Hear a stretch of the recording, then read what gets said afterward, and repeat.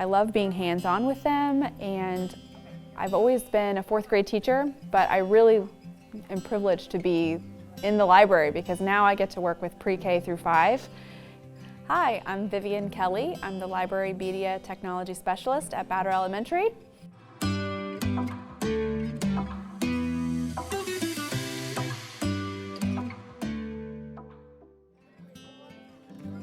Well, I hope to be a safe place. You know, I feel like I'm someone that they get to know year after year, week after week, they come see me. So I feel like I'm a safe place at Bauder and hopefully in their lives that they could come see. But beyond that, I also really try to focus on teaching problem-solving skills so that, you know, anything they're doing in their classroom or in life or on the soccer field, they can use skills that I've taught them and apply them to different areas. Teaching to me means making a difference. Teaching to me means giving kids a place where they can be themselves and be heard. Teaching to me means being part of a team